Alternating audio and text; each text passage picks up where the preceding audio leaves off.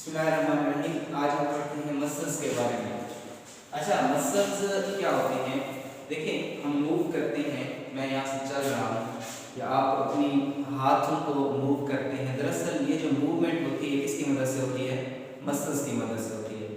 अच्छा, इसी तरह से जो मसल्स होते हैं वो दरअसल बॉडी के अंदर कंट्रैक्ट करते हैं और रिलैक्स करते हैं, और ये जो होते हैं मूवमेंट के अंदर आपके पास क्या होते हैं? इन्वॉल्व होते हैं। अच्छा, एक और चीज़ होती है, हमारी जो बॉडी होती है मुख्तलिफ तरह के सेल्स आपस में कंबाइन होते हैं और टिश्यूज़ बना देते हैं। तो मसल्स भी एक तरह के टिश्यूज़ होते हैं जो बॉडी की मूवमेंट में हेल्पफुल होते हैं।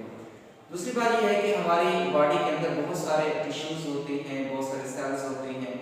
कुछ सेल्स ऐसे होते हैं जो कि हम अपनी मर्जी से उनको काम कर सकते हैं। कुछ सेल्स ऐसे होते हैं जो कि हमारी मर्जी के ताबे नहीं होते। मिसाल के तौर पर जब आप खाना खाते हैं तो खाना खाने के दौरान जैसे ही हमारा नवाला गर्दन के नीचे जाता है, फिर आपके ऊपर उसका कंट्रोल नहीं होता। आपके बाजू है, आपके ऊपर इसका कंट्रोल है, आप इसको मूव कर चाहे तो करवा सकते हैं, चाहे तो आप उसको नहीं करवा सकते। तो ये ऐसी चीज़ें मसल्स हमारे बॉडी के अंदर ऐसे सेल्स होते हैं जो कि कुछ हमारी मर्जी से होते हैं और कुछ हमारी मर्जी से नहीं होते। तो वो काम जो हमारी मर्जी से हो रहे होते हैं उनको, उन मसल्स को हम क्या कहते हैं? वॉलंटरी मसल्स का नाम देते हैं। और ऐसे मसल्स जो हमारी मर्जी से काम नहीं हो रहे उनको हम किसका नाम देते हैं? इनवॉलंटरी मसल्स देते हैं। तो पहली जो चीज़ है बेटा इसके अंदर वो ये है कि tissue having ability to contract and relax. तो टिश्यूज के पास जो एबिलिटी होती है कंट्रैक्ट करने की और रिलैक्स करने की, इसको हम किसका नाम देते हैं? ये मसल्स का नाम देते हैं।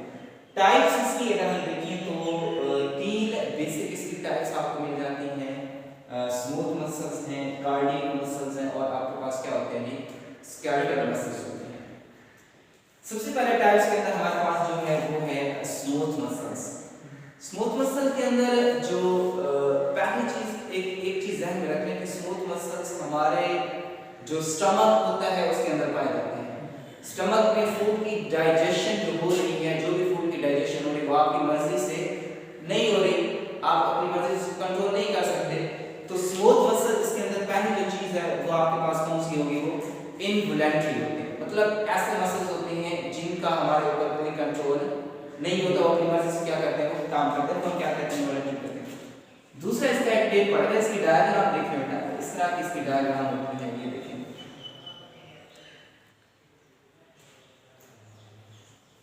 इस तरह की डायग्राम होती है स्मूथ मसल्स की। तो स्मूथ मसल्स होते हैं टेपर। टेपर मतलब ये होता है कि नोकदार होते हैं, स्पिंडल होते हैं, साइडों के ऊपर इसके किनारे बने होते हैं। तो इसको हम किसका नाम देते हैं? ये टेपर्स होते हैं, स्पिंडल होते हैं। और तीसरी चीज जो यहाँ पे है वो होते हैं नॉन स्टाइलेटेड। स्टाइलेटेड ये हम आगे डिस्कस करेंगे इसके बारे में। स्टाइलेटेड होते हैं या नॉन स्टाइलेटेड। स्टाइलेटेड और नॉन स्टाइलेटेड का मतलब क्या होता है? यहाँ से ये देखिए कि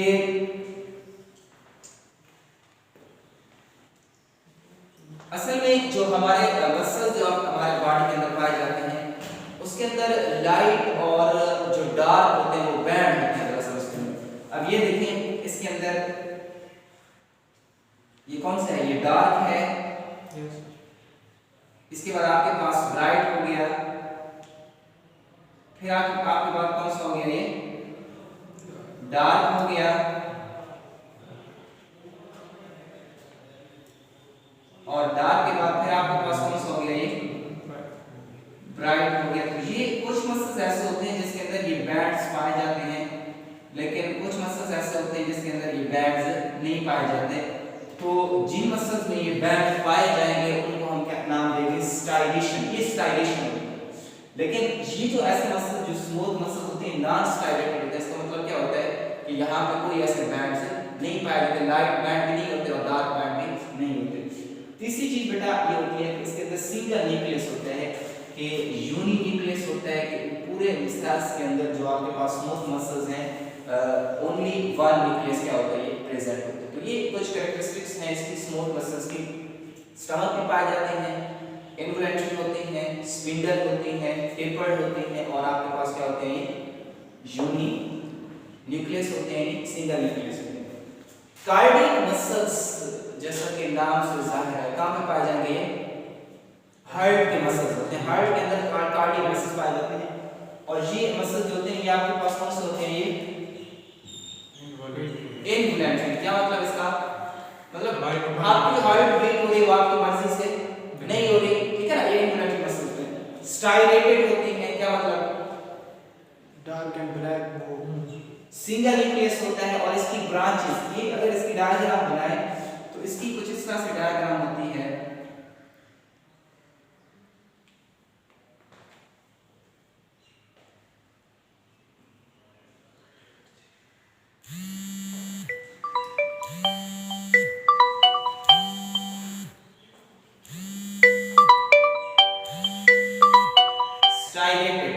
तो स्टाइलेटेड का मतलब ये आपके पास ब्रांचेस होती हैं, यानी इसके अंदर कौन बहुत सारी क्या होती है, ब्रांच होती हैं।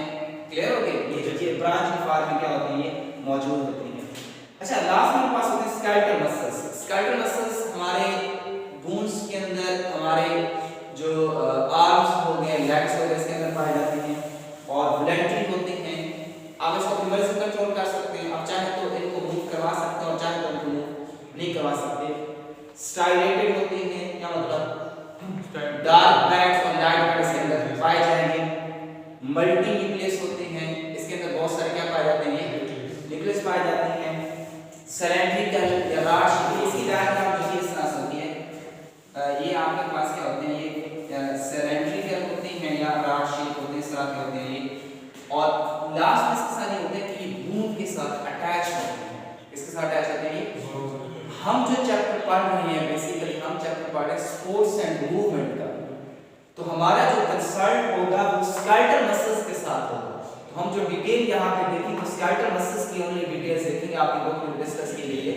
उसकी रीजन ये है कि हम जो चैप्टर पढ़ रहे हैं वो आपके पास कौन सा है, वो बेसिकली स्पोर्ट्स एंड मूवमेंट से रिलेटेड होती है।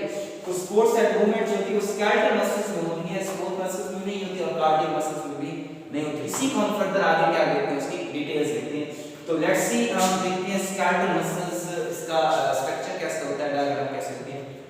तो आपने अगर आपके सामने एक बॉक्स पड़ा हो, एक बड़ा सा बॉक्स हो और उस बॉक्स को खोले तो उसके अंदर एक और बॉक्स पड़ा हो, उस बॉक्स को खोले तो उसके अंदर एक और बॉक्स पड़ा हो, उसको खोले तो उसके अंदर आपके पास क्या होगा, और बॉक्स पड़ा। तो दरअसल जो स्केलेटल मसल्स होते हैं यानी ये होते हैं बॉक्स इनटू बॉक्स। एक बॉक्स है, उसके अंदर क्या होगा, दूसरा बॉक्स होगा, उसके अंदर एक और बॉक्स होगा, उसके अंदर क्या होगा, ये एक और बॉक्स होगा।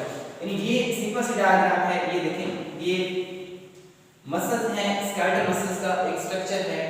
इसको हमने ओपन किया तो एक और हमें बॉक्स नजर आ रहा है। तो ये जो हमें नजर आता है ये हमारे पास क्या होते हैं, मसल्स बंडल्स होते हैं। क्या होते हैं, ये मसल्स बंडल्स होते हैं। जब हम मसल बंडल्स को ओपन करते हैं तो हमें एक मसल बंडल, ये एक मसल बंडल है, इसको हमने ओपन किया है। जब एक मसल बंडल को हमने ओपन करते हैं तो इस तरह का स्ट्रक्चर हमें क्या आता है, नजर आता है। इसको हम मसल फाइबर या इसको मसल सेल का नाम भी दे सकते हैं। तो कोई भी हम नाम दे सकते हैं, मसल फाइबर भी कह सकते हैं, हम इसको मसल सेल भी कह सकते हैं। जब एक मसल सेल या एक मसल फाइबर को हम ओपन करते हैं, ये देखिए ये आपके पास है, अगर ये मसल फाइबर इस तरह का, इसको थोड़ा सा स्टडी करने के लिए हम इसको ये इस तरह से कर देते हैं। तो ये आपके पास है, ये वही मसल फाइबर है, इसको मजीद स्टडी करें। मसल फाइबर के अंदर मजीद आपको क्या मिलेंगे, मायोफिब्रिल्स मिलेंगे और मायोफिब्रिल्स में लास्ट आपके पास क्या मिल जाएंगे, मायोफिलामेंट मिल जाएंगे। तो लास्ट जो धागा होता है, याद रखना प्रैक्टिस में चीज आती है कि लास्ट जो धागा होता है स्केलेटल मसल्स में आपके पास कौन सा होता है, मायोफिलामेंट्स होते हैं मसल्स। उसके बाद कौन सा होता है, ये एक धागे को आपने ओपन किया, उसके आगे आपको मसल बंडल नजर है, उस मतलब को मजीद आपको धागे नजर आ रहे हैं, उसको किसका नाम दिया था, मसल फाइबर। मसल फाइबर के बाद फिर आपको क्या नजर आएगा, मायोफिब्रिल्स, और मायोफिब्रिल्स के बाद लास्ट आपके पास जो धागा होगा वो किसका होगा, ये मायोफिलामेंट का होगा। इसके बाद स्केलेटल मसल्स का कोई और धागा नहीं होता, यहाँ के जो धागे होते हैं क्या हो जाते हैं, फाइनल हो जाते हैं। तो यहाँ पे देखिए अब मायोफिलामेंट्स को अब मजीद फिर कैटेगराइज किया जाता है दो हिस्सों के अंदर।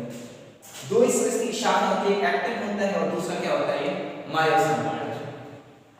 अब जो मसल फाइबर होती हैं वो एक आर्म सेल की तरह होता है, जैसे हमारा आर्म सेल होता है ना, सेल के अंदर जैसे न्यूक्लियस होता है, इसका भी न्यूक्लियस होगा, सेल का साइटोप्लाज्म होता है, इसका भी साइटोप्लाज्म होगा।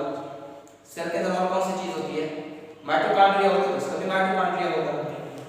तो राइबोसोम्स होता है उसका, इसका भी आपके पास क्या होगा, राइबोसोम। तो सेल के अंदर जितनी चीजें होती हैं वो मसल फाइबर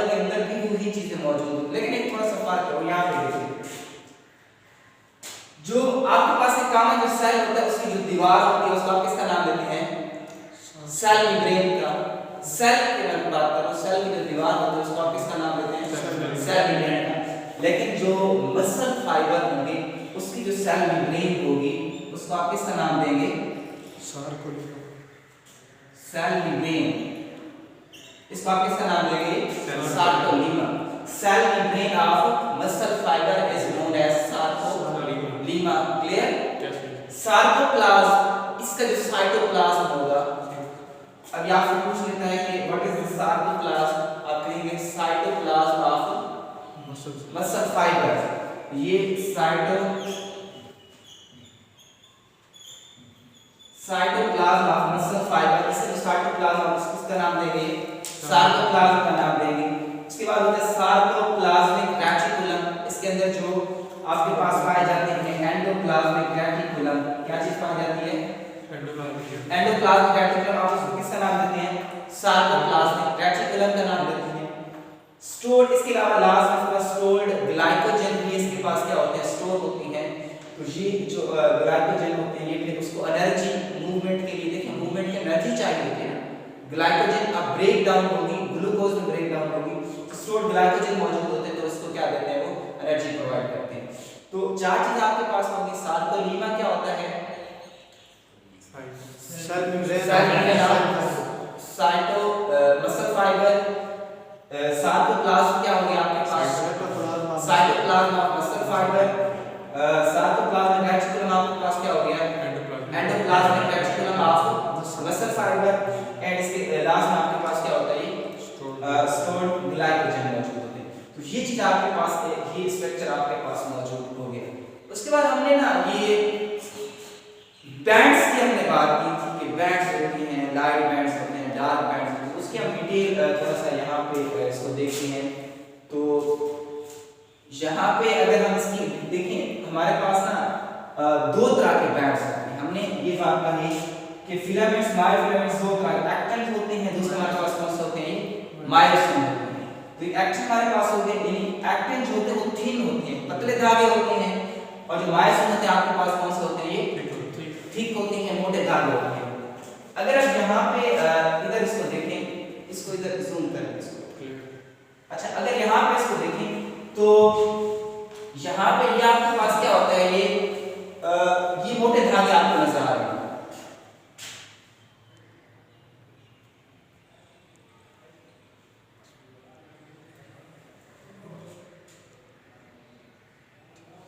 अच्छा बेटा, तो यहाँ पे आपको ना ये मोटे धागे नजर आ रहे हैं, 1 2 3 1 2 3, आप ऐसे मोटे धागे इसको बना देंगे। ये आपके पास कौन से होंगे? ये आपके पास कौन से होंगे? Thick filaments. थिक फिलामेंट किस चीज से बने होंगे? मायोसिन से बने होंगे। ये थिक फिलामेंट, ये थिक फिलामेंट और ये थिक फिलामेंट। और इन थिक फिलामेंट के दरमियान में आप ये देखें, इन थिक फिलामेंट के दरमियान में आपको ये धागे नजर आ रहे हैं। ये आपके पास क्या है? ये थिक फिलामेंट, और ये किस चीज के बने होंगे? एक्टिन के बने होंगे। तो दो चीजें क्लियर हो गई मेरे पास। एक थिक फिलामेंट हो गए जो किस चीज से बने होते हैं? मायोसिन के, और दूसरा हमारे पास क्या होता है? थिन फिलामेंट्स होते हैं, और जो किस चीज से बने होते हैं? एक्टिन के बने होते हैं। तो अब यहाँ पे देखिए इसके अंदर बैंड्स होते हैं, दो तरह के बैंड्स होते हैं। एक हमारे पास होता है ए बैंड, और दूसरा हमारे पास कौन सा होता है? I band. ए बैंड्स क्या होता है? देखिए ये जो आपके पास थिक फिलामेंट्स हैं, ये जो आपके पास थिक फिलामेंट है, इसको मैं ये देखें, ये अब यहाँ मैं लाइन ड्रा कर रहा हूँ।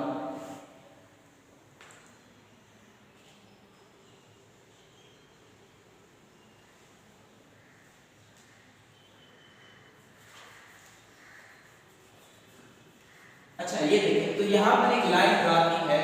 तो ये जो लाइन मैंने यहाँ पे ड्रा की है, देखिए ये इसके अंदर सारे थिक फिलामेंट आ रहे हैं। कौन से आ रहे हैं? थिक फिलामेंट आ रहे हैं। लेकिन इस थिक फिलामेंट के साथ आप ये देखिए इसमें थोड़े से कौन से आ रहे हैं? थिन फिलामेंट आ रहे हैं। तो ये जो थिक फिलामेंट होंगे, थिक फिलामेंट को हम नाम देंगे ए बैंड का नाम देंगे। इसका नाम देंगे हम इसको ए बैंड। थिक फिलामेंट हम नाम देते हैं ए बैंड, इसका नाम देते हैं हम ये ए बैंड का नाम देते हैं। ये आपके पास अब ए बैंड यहां बनेगा। सेंट्रल आपके पास जो हो गया इसको आप किसका नाम देते हैं? ए बैंड का नाम देते हैं। अब ए बैंड के अंदर थिक फिलामेंट भी होते हैं, मोस्टली ज्यादातर थिक फिलामेंट होते हैं, लेकिन थोड़े से इसके अंदर क्या होते हैं, थिन फिलामेंट भी इसके अंदर क्या होते हैं, मौजूद होते हैं। अब इसी ए बैंड के अंदर आप दो चीज और देखेंगे, एक आप देखेंगे एच ज़ोन देखेंगे और दूसरा आप देखेंगे एम लाइन। दूसरे आपके पास होते हैं आई बैंड। आई बैंड के अंदर आप देखेंगे जी लाइन देखेंगे। अच्छा, अब यहां से देखिए, अब आपके पास जो थिक फिलामेंट होंगे ये आपके पास कौन से होते हैं, ये जो थिक फिलामेंट होते हैं ये आपके पास कौन से होते हैं, ये ए बैंड। कौन सा होता है, ए बैंड। मोस्टली थिक होते हैं लेकिन थोड़े से इसके अंदर क्या होते हैं, ये थिन फिलामेंट्स होते हैं। अच्छा, ये आपके पास जो ये वाले फिलामेंट्स जो थिन है, इसको आप किसका नाम देते हैं, जो थिन फिलामेंट है ये लाइन में यहां से ड्रा करेंगे, आई बैंड। ये कौन से होंगे, आई बैंड। आई बैंड होंगे। ये आपके पास कौन से होंगे, आई बैंड। ये ए बैंड हो गया, ये आपके पास कौन सा हो गया, ये ए बैंड। अच्छा, अब यहाँ पे एक और चीज देखिए, ये आपके पास कौन सा हो गया,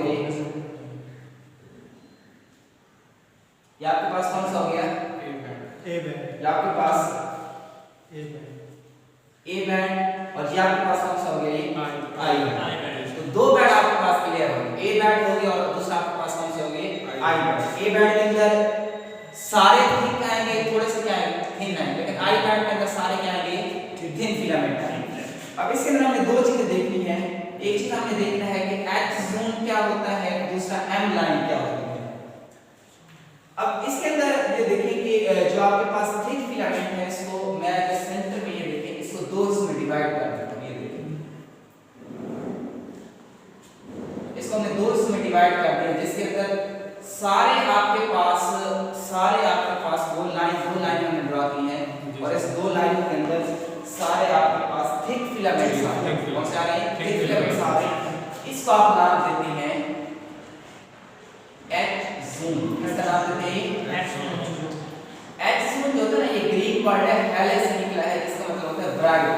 यानी ये जो रीजन होता है, एक आपके पास डार्क रीजन होता है, डार्क रीजन होता है ना, ये वाला ये डार्क रीजन है, इसमें एक ब्राइट पट्टी होती है जिसको आप एच ज़ोन या हेले का नाम देते हैं, जो इसको सेपरेट करते हैं।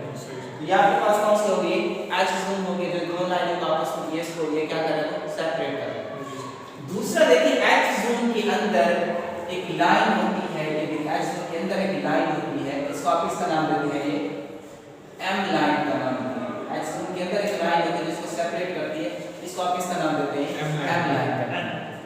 तो ए बैंड हो गया, ए बैंड के अंदर उसको जो जिसके अंदर सारे थिक का जो H zone, H line, H zone हो गया और इसको जो लाइन सेपरेट करते हो आपके पास क्या होगी, एम लाइन। अब इसी तरह से ये देखिए, ये लाइन यहाँ पे भी होगी, या आपके पास कौन सी होगी, ये देखिए, ये कौन सा रीजन होगा,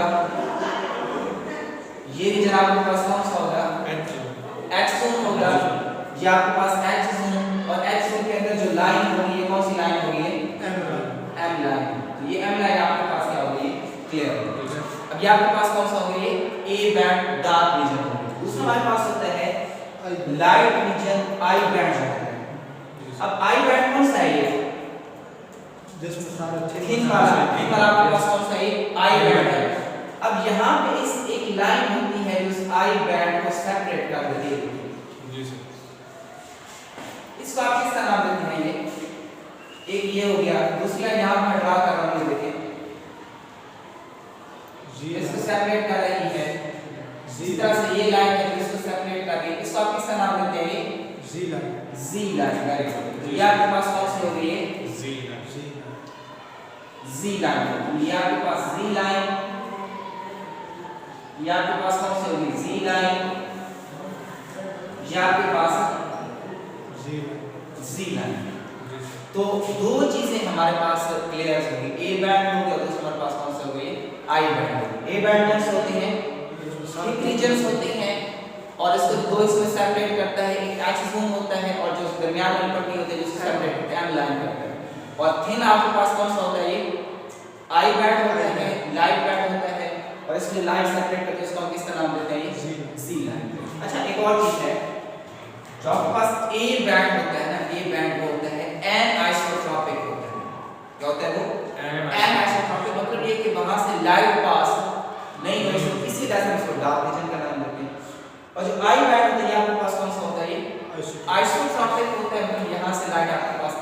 क्या हो सकती है, ऐसे पास हो सकती है। तो ये आपके पास दो रीजन्स हो गए, H हो गया और आपके A हो गया और आपके पास क्या हो गया, I हो। लास्ट में एक चीज होती है, वो होती है सार्कोमेयर। सार्कोमेयर को समझना बहुत जरूरी है। अगर आपको सार्कोमेयर का पता नहीं है, इसका ये मतलब है कि आपको जो क्वेश्चन है स्केलेटल मसल्स वाला आपको नहीं है। सार्कोमेयर दरअसल अगर मैं आपसे एक चीज पूछूं कि जो यूरिनरी सिस्टम होता है उसका स्ट्रक्चर एंड फंक्शन में कौन सा होता है, नेफ्रॉन होती है, नेफ्रॉन होती है। तो नेफ्रॉन उसका स्ट्रक्चर एंड फंक्शनल यूनिट होते हैं, सारा जो फंक्शन होता है वही नेफ्रॉन करता है। अब पूरा जो हम स्केलेटल मसल्स पढ़ रहे हैं, इसका जो स्ट्रक्चर एंड फंक्शनल यूनिट होता है वो कौन सा होता है, ये सार्कोमेयर होता है।